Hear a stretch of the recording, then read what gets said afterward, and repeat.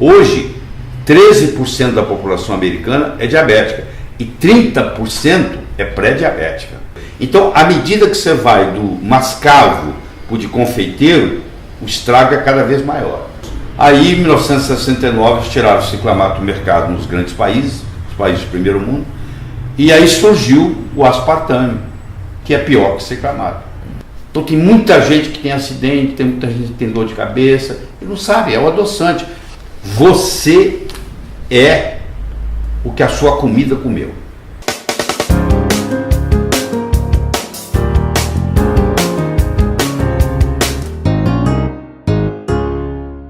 Meu convidado de hoje é cardiologista, é nutrólogo, é famosíssimo nas redes sociais, na medicina em geral, Dr. Laí Ribeiro.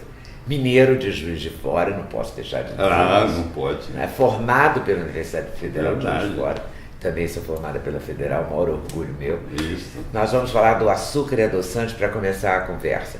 Dr. Laí tem uma frase que eu adoro, que é o lado amargo do açúcar. É isso mesmo.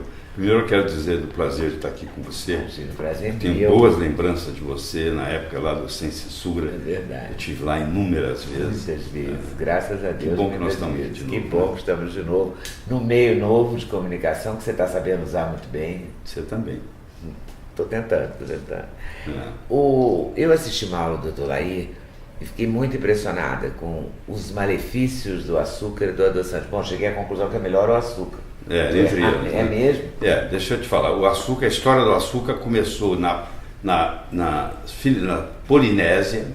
Da Polinésia foi para a Índia.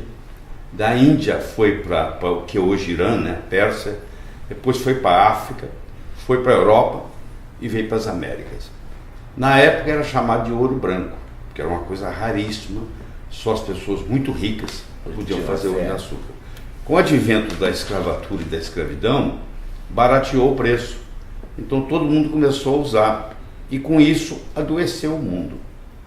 Pelo seguinte, quando você ingere um açúcar, seja ele qual for, ele imediatamente aumenta a glicemia. Ele aumenta o açúcar no sangue. E no momento que você aumenta o açúcar no sangue, você aumenta também a produção de insulina no pâncreas. O pâncreas é avisado que o açúcar está alto, ele começa a produzir insulina. Só que você imagina, eu tenho uma pistola para dar um tiro, eu tenho uma metralhadora e o cara fala assim, dá um tiro só com a metralhadora. Eu falo, não tem jeito, na hora que eu trisco aqui, sai 20 tiros de uma vez. O pâncreas é assim, ele dispara a insulina sempre mais do que precisa. Aí a insulina sobe, o açúcar baixa, aí você tem o contrário, você tem a hipoglicemia. E aí libera o cortisol, que é um hormônio do estresse. Então, tudo isso que você come. Engorda, né? E engorda. O cortisol engorda, a insulina engorda. Então, o que acontece? Você agora está pondo um açúcar na boca e está ficando estressada, sem saber. Porque você agora teve a insulina que subiu e você teve o cortisol que subiu. E é uma verdadeira montanha-russa. E você vai, e aí vem a fome. Aí você vai e põe mais açúcar. E você vai fazendo isso. E no fim você desenvolve uma coisa chamada resistência insulínica. Sabe aquele seu vizinho lá de Juiz de Fora que deixava o rádio alto? Que no começo que te incomodava, mas depois você acabou esquecendo aquilo fazia parte do cenário. Lembra? Então, a mesma coisa acontece aqui. Quando a insulina fica alta, no começo o receptor responde. Depois ele fala, isso vai ficar alto, não vou dar bola para ela não. Aí ele não responde mais. É como se acostumar com aquela música alta. Aí você põe mais alta ainda para incomodar. A insulina vai aumentando, vai aumentando, vai aumentando. Aí o pâncreas chega uma hora, chuta o pau da barraca. Fala, não aguento ficar produzindo isso 24 horas por dia não. Aí vem o diabetes. Então olha que interessante. Quando você fica diabético, muito antes de você ficar diabético, às vezes 10 anos, você já tem a insulina aumentada. Então, o diabetes tipo 2, que é 96% dos casos, ele advém de um excesso de insulina. Não é de falta de insulina, é um excesso de insulina. E a gente não pode detectar isso no exame de sangue? Pode detectar. A maioria dos exames... glicada que aumenta? Não, isso é depois. A maioria pede só a glicemia. Você tem que pedir a glicemia e a insulina em jejum. E tem um detalhezinho. É o jejum de 8 horas e não de 12. Então, quando eu vou fazer a insulina e a glicemia, Se a pessoa ficar 12 horas sem comer, o resultado vem mais baixo. E aí você faz que não tem nada. Nossa, cheio de cilada. É cheio de cilada. Nós chamamos, é conhecido como nome de erros pré-analíticos.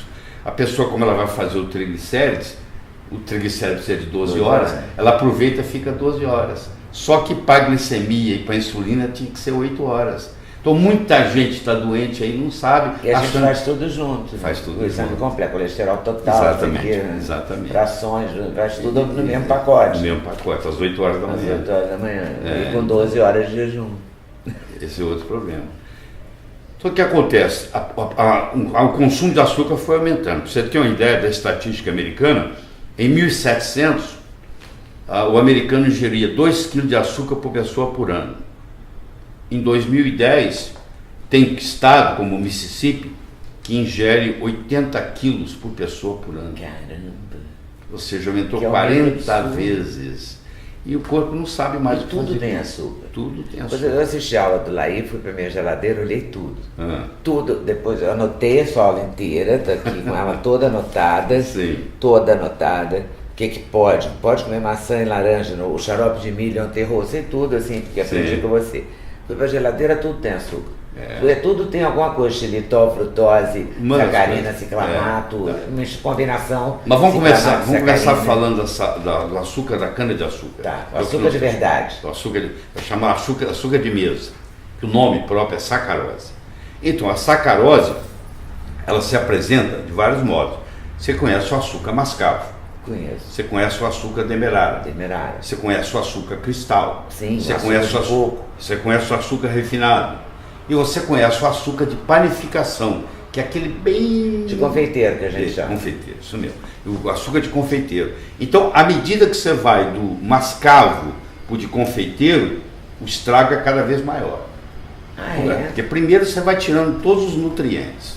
Segundo, você vai acrescentando aditivos para ficar branquinho, bonitinho daquele jeito. E terceiro, vira caloria vazia, porque não tem nada, não tem nutriente nenhum, só tem caloria. Então o organismo vai gastar nutrientes para metabolizar aquilo, entendeu? Então, se você for usar açúcar, o conselho é usar o mascavo? Bom, agora vamos menos pior, mas tem um detalhe.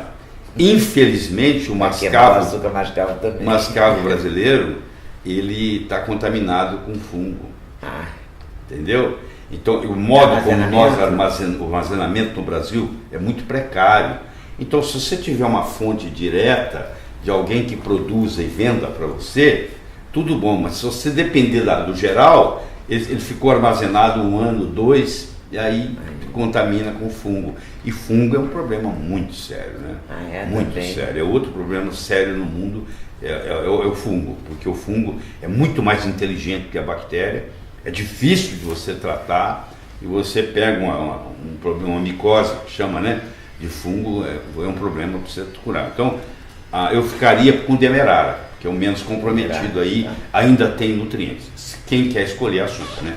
E não tem nenhuma predisposição para o diabético, porque hoje 13% da população americana é diabética e 30% é pré-diabética. Então, praticamente metade da população tem problema. Se continuar do jeito que está, o Brasil vai virar um país só de diabéticos. Se continuar na mesma proporção. Você consegue eliminar totalmente o açúcar? Porque eu vi também você falando nessa aula que fizemos uma pesquisa de 10 pães, né? Todos tinham açúcar. Não, deixa eu te falar.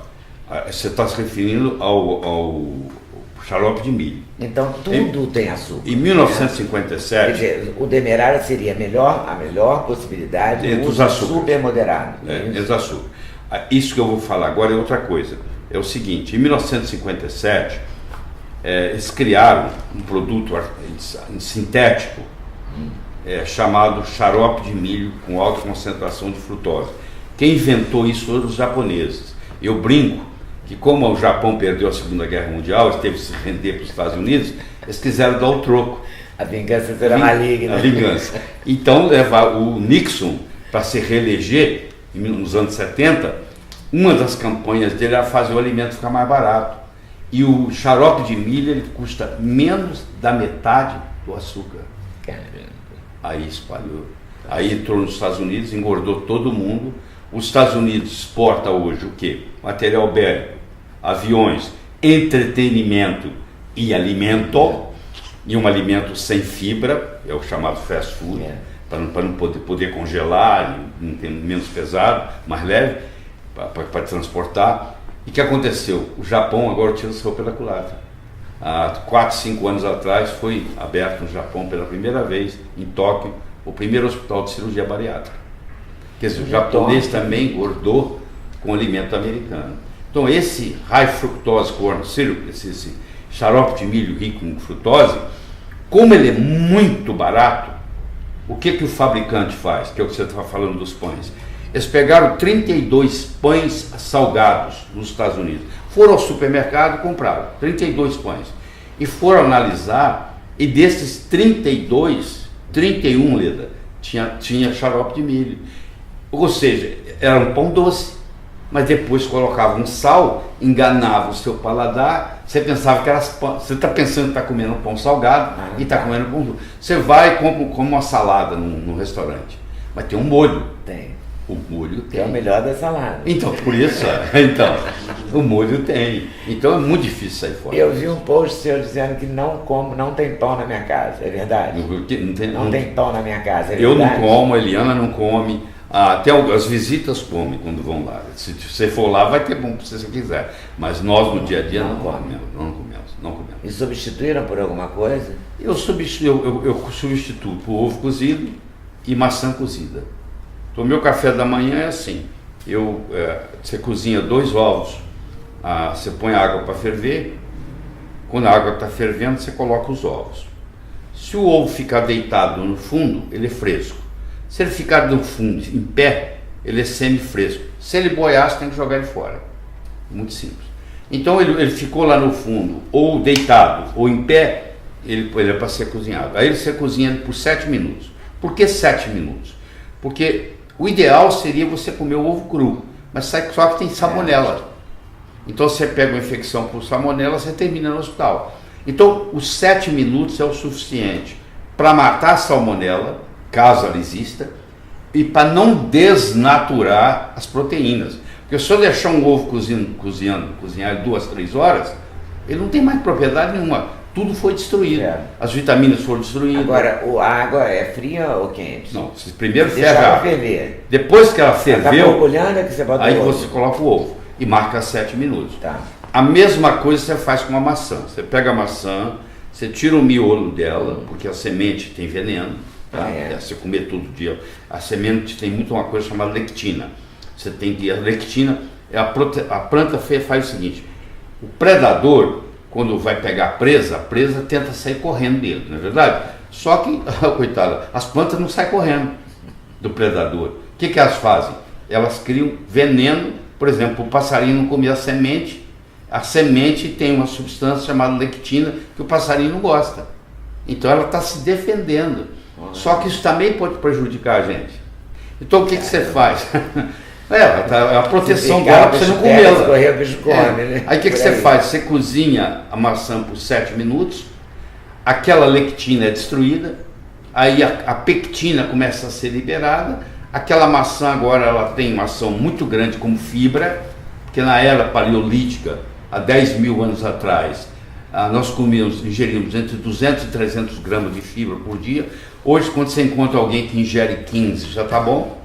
Então aí você já comeu a fibra do dia e ali só a Eliana pode contar o que tem lá. Ela tem um carrinho assim com 3 andares e ali eu coloco sem exagerar, umas 28 coisas diferentes. É curcumina, é urucum, é canela, é moringa, assim vai. É azeite de oliva.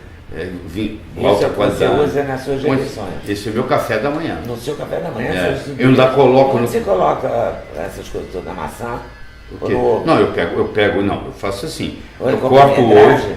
Hein? É comprimido? Não, querido. É natural? Tudo natural. Tudo não, é pó. É tudo pó. Eu jogo pó, é tudo pó. Joga em cima. Vai fazendo aquela montanha.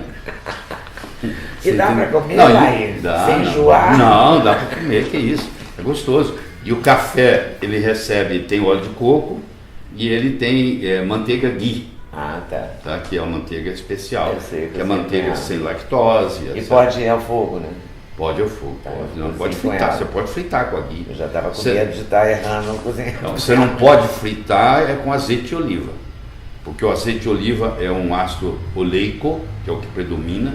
Quando ele cai na frigideira, por causa da temperatura da frigideira ser muito alta, ou no forno, ele vira laídico, e ele não é bom para a saúde. Então você O pode... azeite só cru. Você pode cozinhar, você pode até cozinhar com ele, porque não passa de 100 graus. Tá. A água não passa de 100 graus cozinhando no fogão. Mas você não pode nem fritar, nem levar ao forno. Não pode refogar o arroz nele, então. Não pode refogar o arroz dele. Tá bom? Mas pode refogar na manteiga aqui. Não, sim, a manteiga aqui você pode usar à vontade, sem problema. Tudo que você quiser. Você Agora eu pode fazer. adorei seu café da manhã, então pegou a maçã. Eu pensei que você jogava só uma canelinha nela, não, você joga tudo em cima. Eu jogo ali, mas é muita coisa, não dá nem para falar aqui. E É muita coisa. É impressionante. come 2 ovos e uma maçã. E uma maçã cozida. E toma café? E toma o café com óleo de coco E com a manteiga com a ghee. manteiga ghee, Tá? tá. Esse chama, tem um nome esse café, Tem. né? Bulletproof Coffee. Bulletproof Coffee. É. Café à prova de bala. Tem até um livro, né? Tem. Eu conheço o autor. Você conhece o autor? Conheço. Casado com uma médica e um endocrinologista, e eles bolaram isso e eles fizeram um mercado enorme nos Estados Unidos. Fazem Ganham um muito dinheiro. sucesso, né? Ganham muito dinheiro. Bom, voltando ao açúcar. O açúcar a gente já decidiu que é o demerário, né? Tá bom. Se quiser usar, E se não resistir. tiver predisposição diabética, né? É. Tudo está na dose, né? Se você comer demerara o dia inteiro também faz Também mal. vai dar uma confusão. Bom, xarope de milho, que a gente estava falando, que é péssimo e que está disseminado. O xarope de milho, ele é quebrado em glicose e frutose. Tem xarope de milho 45, 55, 65 e 90. Nossa. Tipos diferentes. Por exemplo, é? o xarope de milho 90, ele tem 90% de glicose, de frutose e 10% de glicose. Caramba. Agora eu vou puxar outro paradigma, que assusta geralmente as pessoas. A pessoa pensa que só porque a palavra frutose tem a ver com fruta, pensa que é do bem. Não é. Frutose é do mal, frutose é um veneno. Quando Deus fez o veneno frutose, ele fez o antídoto, que é a fibra. Uma coisa é você chupar 6 laranjas, não tem problema nenhum. Vai o bagaço junto, entendeu? E pode comer a laranja mesmo. Exatamente. Que é o ideal. Tá, que é o ideal. Agora, outra coisa é você pegar 6 laranjas, espremer, fazer o suco, colocar num copo e tomar o suco de uma vez. Aí o problema, aquilo vai direto pro fígado. Vou te falar por quê. Porque a frutose, nenhuma célula do corpo aceita. Eu não quero. Ela vai pro fígado para ser metabolizada. Isso aí, assim. Sabe como é que chama uma substância que ninguém quer e vai pro fígado? Tem um nome em medicina, chama veneno. Então ela vai pro seu veneno. Aí só que no fígado, muita gente não sabe disso, ela é metabolizada na forma de gordura. Então você fala assim, eu não como gordura, você toma suco de laranja toda hora. Pô. É a mesma coisa. Aí só que é pior ainda. Só que ela chega lá, ela aumenta o ácido úrico.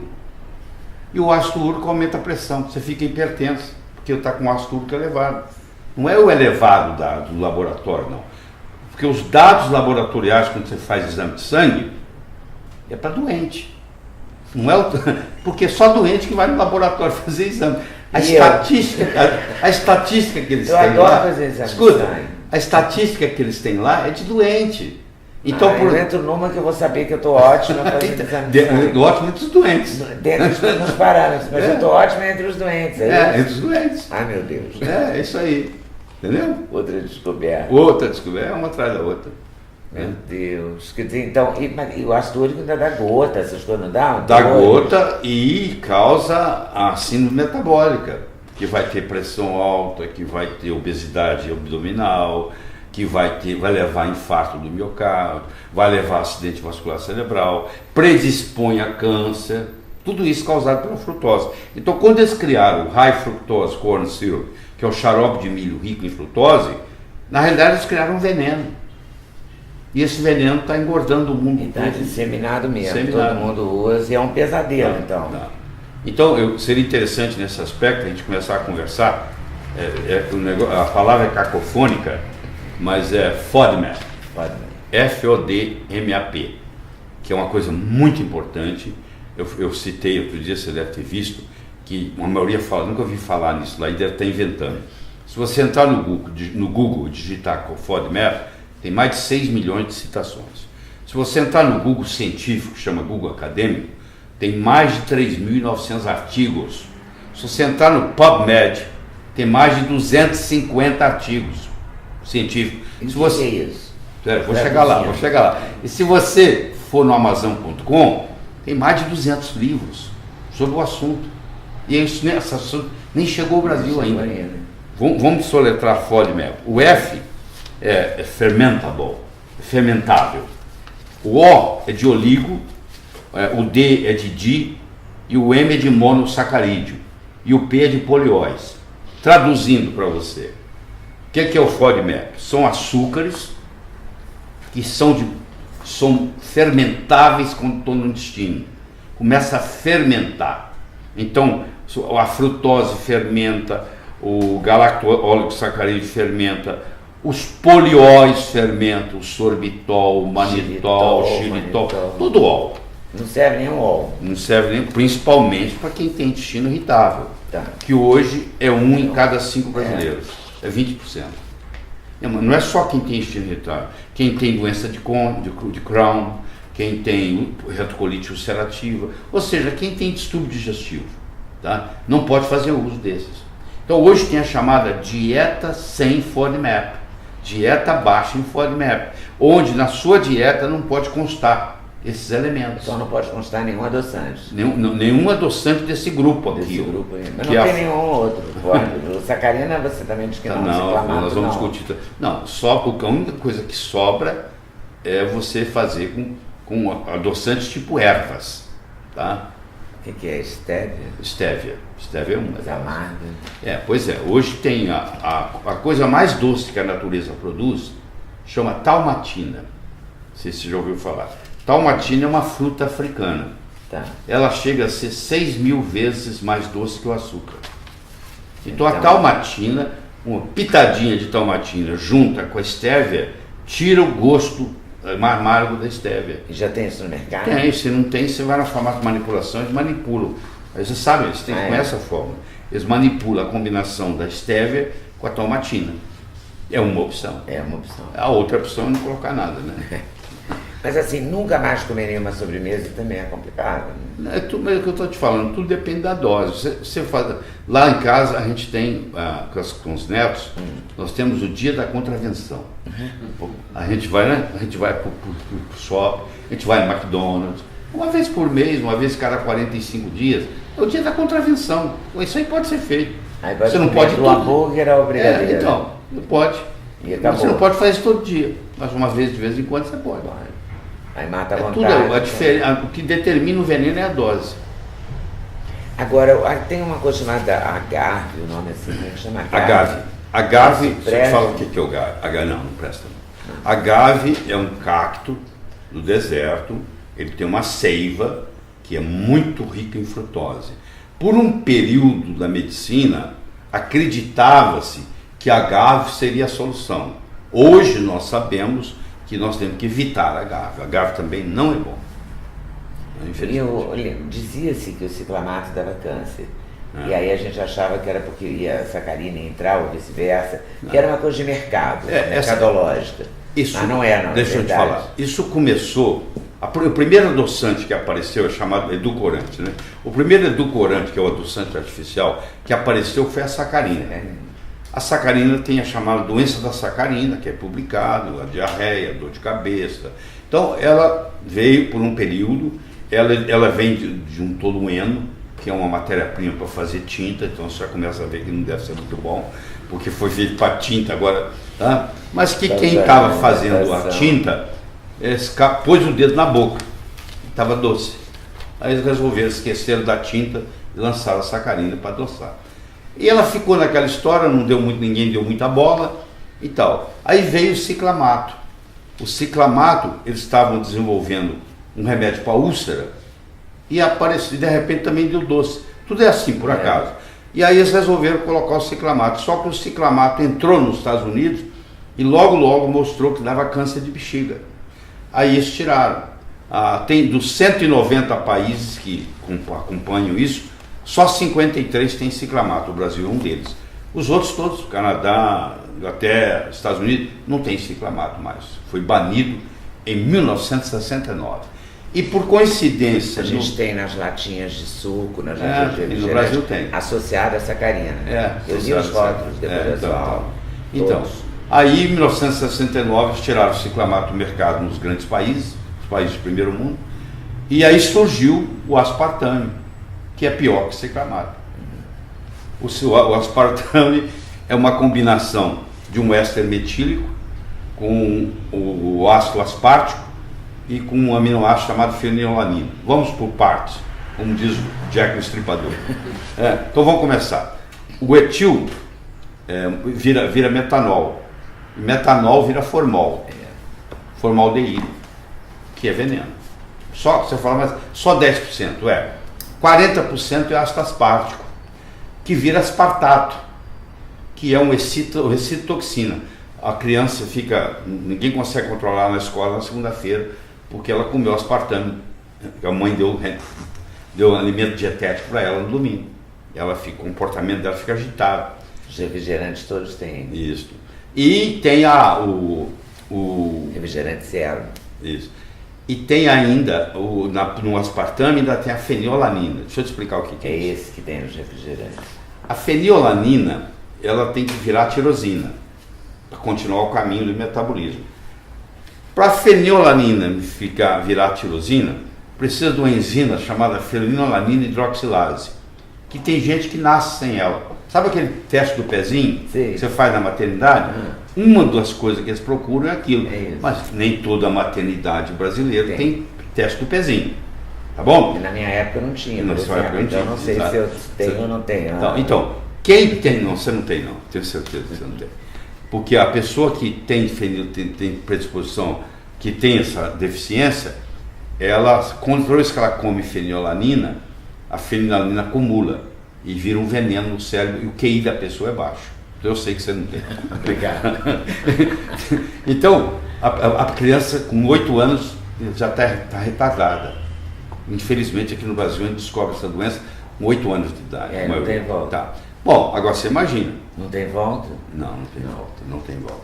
Agora você imagina, isso aí está colocado em mais de 6 mil produtos no mercado. Você imagina uma criança, ou um adulto, inclusive, que tem esse distúrbio e faz... O que acontece nos Estados Unidos? Você está no hospital, chega uma pessoa e fala assim, eu estava dirigindo o meu carro, de repente tudo virou de cabeça para baixo. Aí você pergunta assim, você toma refrigerante dietético? Toma. Então está fechado o diagnóstico. É o aspartame. Então a pessoa está dirigindo, já que vi esse caso aqui no Brasil também, e vira, tudo vira 180 graus. Aí você não sabe como é que você vai dirigir de cabeça para baixo. Vira tudo, aí você bate com o carro. Então tem muita gente que tem acidente, tem muita gente que tem dor de cabeça, e não sabe, é o adoçante. E é 600 vezes mais doce que açúcar. Ou seja, uma gotinha adoça uma xícara. Tem uma saturação. Mas a pessoa não sabe disso, ela aperta aquilo e faz um spray. Faz um spray. Então chega uma hora que é viciante. Quando você fica tomando aspartame e tal, depois você vai tomar um café com açúcar, você não gosta. Não, e tem outra coisa, se você parar o aspartame, você tem síndrome de abstinência. Você tem para desmamar é um problema. Entendeu? Às vezes a pessoa para e começa a ter problema. Mas você recomenda parar nem que seja por 10 dias para experimentar tem que parar o sinal. Né? O aspartame. Você vai sentir o aspartame engorda. Olha, a pessoa toma para não engordar. Ele faz se atacar a geladeira à noite. Ele aumenta a sua vontade. Está tudo publicado. Eu falo isso aqui porque se alguém me questionar, eu tenho de onde tirar, mostrar. Não vou inventar nada. Então, ele faz você ter mais vontade de comer açúcar. Ele aumenta a sua vontade de comer açúcar. Agora você imagina os pobres dos diabéticos que estão tomando aspartame. Então todos tomando. Então fugir de tudo que é diet, né? Seria uma alternativa. Mas aí vem a sucralose, né? Vamos lá? A sucralose foi muito interessante. A sucralose tinha no Kingston... É o Splenda. É o Splenda, o mais vendido. No King's College, em Londres, tinha 2 pesquisadores, você imagina a cena. Um britânico e um indiano.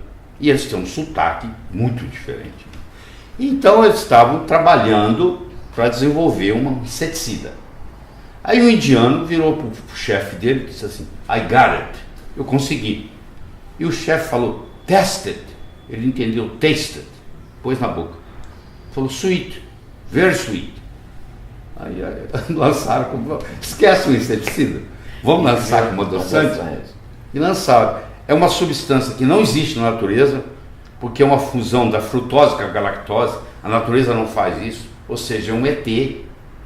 Causa muito mal, dá muito problema. E tomou conta do mundo. Para você ter uma ideia, Splenda é o adoçante mais vendido nos Estados Unidos. E é sucralose. É aquele saquinho colorido? Esses são todos coloridos. Não é assim. É um amarelinho claro, é um rosinha azulzinho de bebê. É bonitinho. É uma coisa ingênua, você não vai fazer mal para ninguém. Ah, meu Deus, eu estava na esperança de você dizer que xilitol, essas coisas eram boas. Não, infelizmente. Não é só para isso, não. Eu comprei recentemente, que é caríssimo, eu esqueci o nome. Mas é um ol também. Eritritol. Se é ol, é tudo da mesma família. Tudo família de bandido. Tudo bandido. Tudo bandido. Então, formação de quadrilha, o ol. Né? Os óis são álcool de açúcar, que chama, tá? Todos eles. Xilitol, manitol, tudo se chama álcool de açúcar. E além deles perturbarem o intestino, principalmente quem tem intestino irritável, eles perturbam a microbiota intestinal. Porque é o seguinte, nós temos mais bactérias no intestino do que células no corpo. Nós temos 10 elevado a 13 células no corpo. Nós temos 10 elevado a 14 bactérias no intestino. Então, hoje, nós sabemos que mais de 80% do nosso sistema imune, por que 10 pessoas entram numa sala, 9 não tem nada e 1 gripa? O vírus estava lá para todo mundo, os outros não griparam porque estava com um sistema imunológico bom. Então, o sistema imunológico predominantemente está no intestino, 80% pelo menos. Então, quando você toma um desses, álcool de açúcar, seja ele qual for, ele perturba a microbiota intestinal. Então, a sua resistência imunológica cai. E o probiótico não ajuda a melhorar? Claro que ajuda. O probiótico, mas não segura a onda do tol. Mas não segura a onda.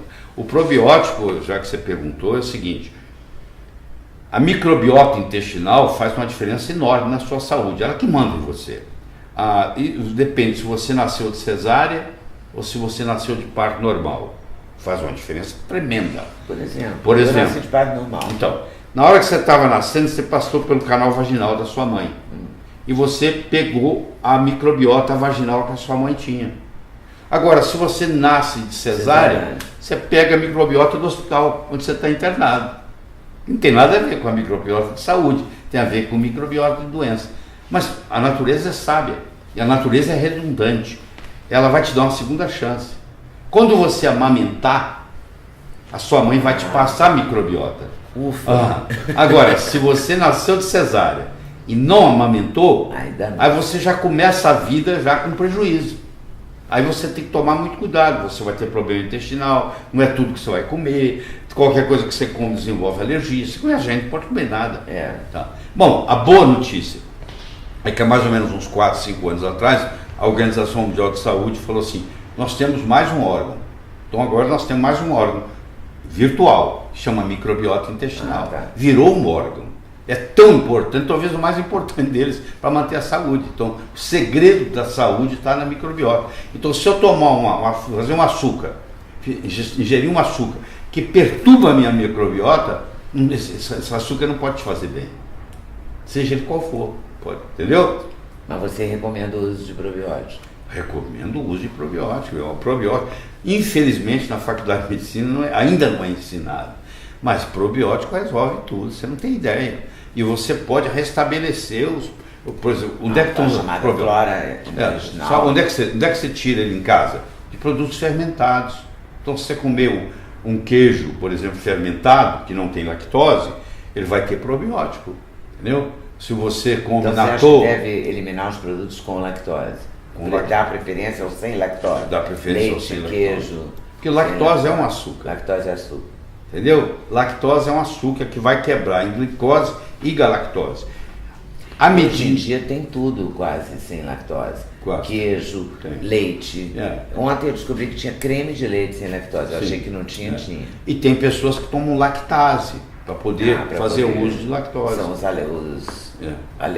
os tem alergia, intolerância. Intolerância. É diferente. E não é alergia, é intolerância.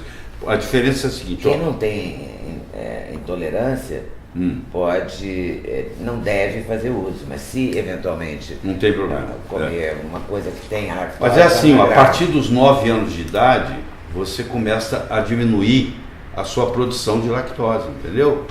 Então, por exemplo, asiático praticamente não tem lactase, negro, raça negra, não tem lactase, entendeu? Então, por exemplo, na Ásia, os países asiáticos, ninguém gosta de tomar leite, não tem esse negócio de leite, porque eles têm intolerância à lactose. Você também acha que leite é só para quem está em... o leite... Os mamíferos são os... o leite é o seguinte, nós somos a única espécie que toma leite quando adulto, de uma outra espécie. Devemos. Não devemos, não. Tem gente que não se incomoda, né? Mas se você for analisar, não é só a parte da lactose. O assunto é mais profundo, você me perguntou, eu vou te responder. Não é só a parte da lactose, porque é o seguinte, quase 90% do leite é água. Quando você tira a água do leite, sobra a lactose, que é quase 5% do leite, e sobra a proteína, que é 4, pouco por cento do leite. Só que essa proteína, a principal proteína no leite, chama caseína. Então agora eu vou voltar com você na história. Há 10 mil anos atrás, houve uma mutação na caseína. Então, tem vacas que têm caseína 1 e tem vacas que têm caseína 2. Vamos lá que você vai entender.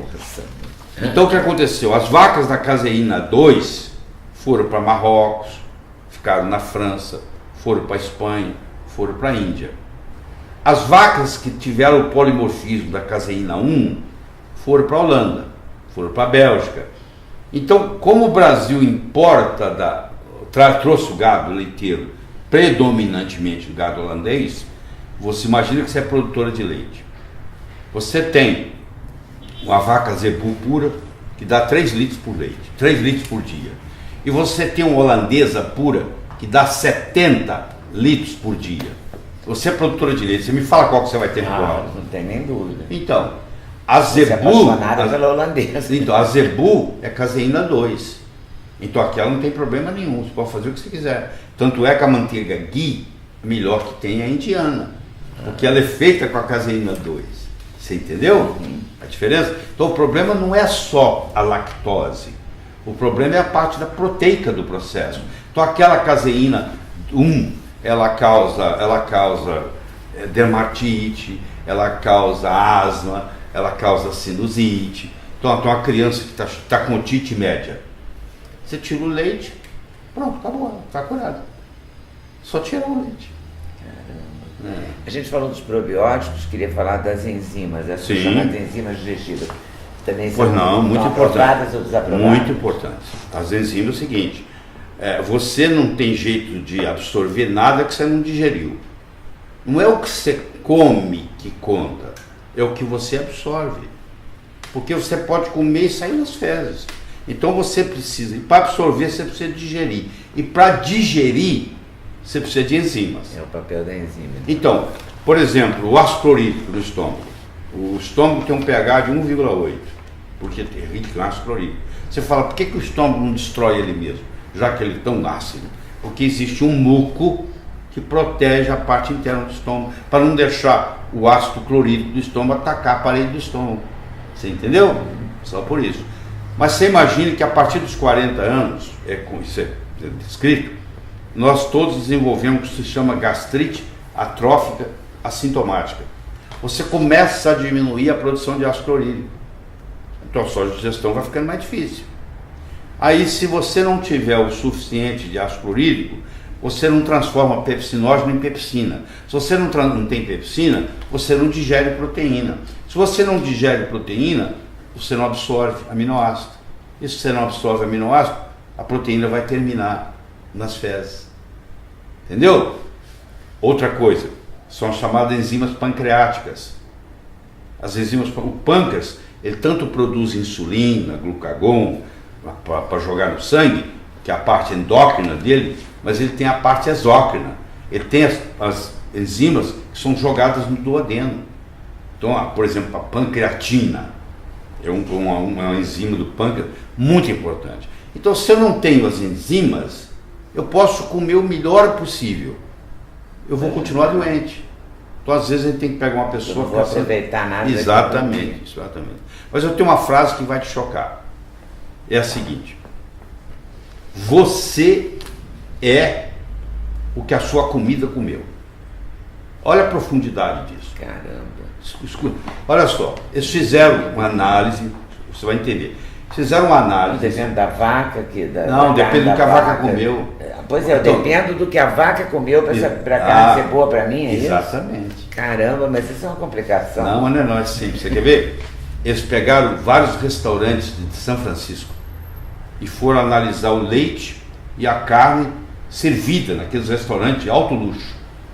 69% da carne e do leite servido desses restaurantes de luxo um dia foi milho. Porque hoje a tecnologia permite você falar, a vaca comia milho. Você vê. Então, na realidade, você está comendo milho.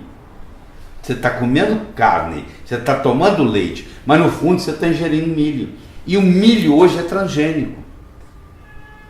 Então, por isso, olha essa frase agora, o significado que ela tem. Você é o que a sua comida comeu. Isso é muito forte. É muito forte. Não adianta você comprar uma carne e a vaca você tem que saber comia a origem milho. do produto que você vai comprar. Exato. Por isso que eu digo, se você tem uma condição financeira, nem todo mundo no Brasil tem, eu sei disso, mas quem tem que comer orgânico. Lá em casa só entra orgânico. Só orgânico. Você gasta 20% a mais, mas faz toda a diferença na saúde. Mas pode não gastar na farmácia, compensar. Na farmácia você vai gastar muito mais.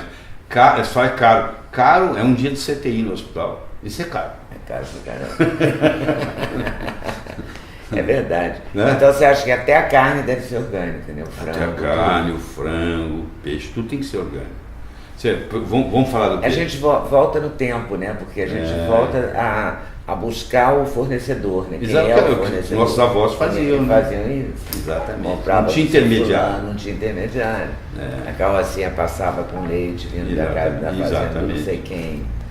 Aquele cara que trabalha lá e bebe o leite no peito da vaca é muito diferente do que o leite que você compra no supermercado. Você lembra na sua casa da sua avó ou na sua mãe que ela esquecia o leite lá na cozinha aberto, em meia hora ele estava azedo. Lembra? Lembro. Pois é, hoje você vai no supermercado, você compra um leite longa vida, ele fica 180 dias fora da geladeira. 6 meses. Como é que uma coisa que azeda a qualquer momento pode agora ficar 180 dias fora da geladeira? Você acha que é o mesmo leite? Não pode ser. Não pode ser. Aliás, essa coisa de durabilidade também, acho que deve ser perigosa, né? Porque você tem pega conservante coisa no supermercado que assim dura 1 ano, né? Você pode usar até, você vai hoje, você pode usar até 2020.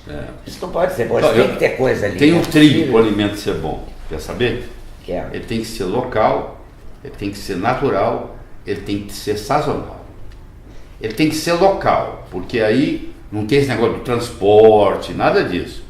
Ele tem que ser natural, não pode ser transgênico, nada disso. E ele tem que ser sazonal, porque se você for comer uma uva que não está na época, uma jabuticaba, o que for, alguém vai ter que pôr conservante nela para segurar. E muito agrotóxico. Entendeu? Agrotóxico é um problema que é grave no Brasil. O Brasil, per capita, é o número 1 do mundo em uso de agrotóxicos. O pior dos agrotóxicos, falo isso que está publicado nos livros, alguém quiser me processar, fica às horas, é o glifosato. O glifosato, que é o que recebe o nome de Roundup, produto. O glifosato, ele destrói a flora do terreno. Aí aquela flora do terreno agora, como é que uma árvore absorve, como é que uma planta absorve selênio, absorve zinco, absorve cálcio, absorve magnésio do solo? Tem que ter os fungos lá para trabalhar, para colocar de uma forma que a planta absorve. Agora o glifosato vem e mata tudo isso. Então na hora que ele mata tudo isso, aquela terra. Então aqui, agora aquele alimento já não tem a composição nutriente mais. Sem falar que agora ele tem glifosato, que vai destruir a sua microbiota intestinal. Você entendeu? Vai ficar pior ainda. Né? Quando a gente pensa que não pode piorar, pode. Não, vai piorar. Tipo, passando laser agora, que você não vai precisar. Estão lá discutindo lá em Brasília, não sei se você viu isso. Que não vai precisar nem falar que tem agrotóxico mais. Até vão mudar até o nome. Tá? Na forra, poder, né? Poder. Me diz uma coisa, pra gente comer virou uma coisa muito difícil, né? Principalmente assim, fora de casa. Porque é o seguinte... Você vai a restaurante? Não, você evita? Muito raro. Raríssimo. Deixa eu te falar. Porque por você conta vai... da saúde mesmo. Por conta da saúde. Você vai num restaurante, você não sabe você não sabe a procedência. Você não sabe do óleo. Vamos começar pelo óleo? Pelo óleo. Por exemplo, a maioria dos restaurantes ou cozinha com canola, ou cozinha com um outro óleo vegetal. Entendeu? Soja. Soja, geralmente, você falou, soja. Ou soja ou canola, dá 95% dos restaurantes. Vamos conversar sobre canola um pouquinho? Não. Você conhece... É outra tragédia. Você conhece o óleo de amendoim, não conhece? Conheço. Você conhece o óleo de girassol, não conhece? Sim. Você conhece o óleo de soja, não conhece? Você não conhece o óleo de canola. Você conhece o óleo de canola, não tem o D. Presta atenção. Não existe óleo de canola. Porque canola é uma sigla. Canadian Oil Low Acid. Existe uma planta chamada colza, C-O-L-Z-A, que é rica num veneno chamado ácido rússico. O criador não deixa o cavalo comer, não deixa a vaca comer, porque morre do coração. Escuta. Então o que eles pegaram? Eles pegaram essa colza e fabricavam óleo lubrificante para motor durante muitos anos.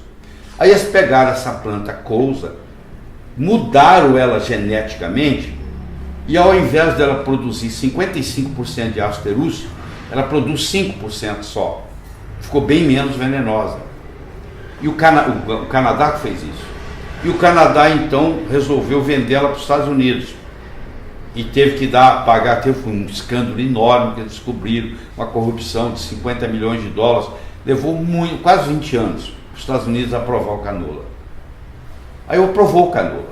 E o canola é caro. Então você vai no supermercado, você fala, não, canola tem que ser bom. Um óleo de melhor qualidade, mais caro.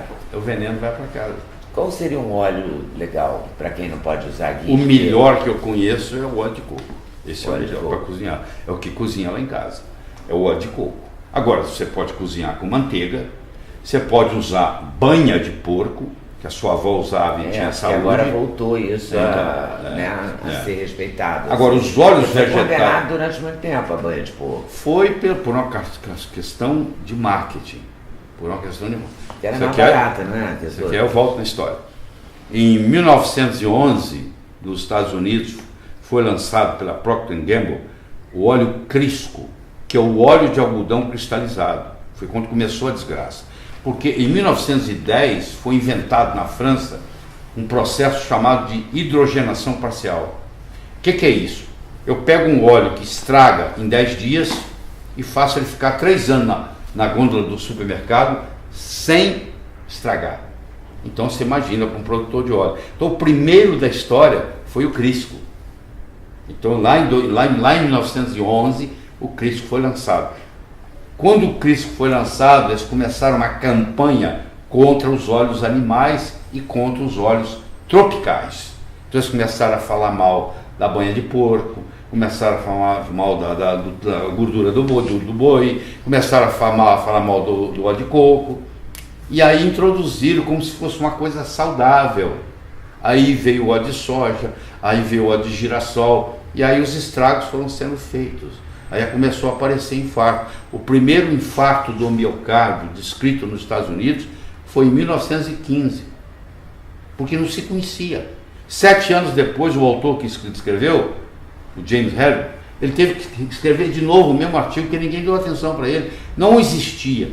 Em 1930, morreram nos Estados Unidos 3 mil pessoas de infarto.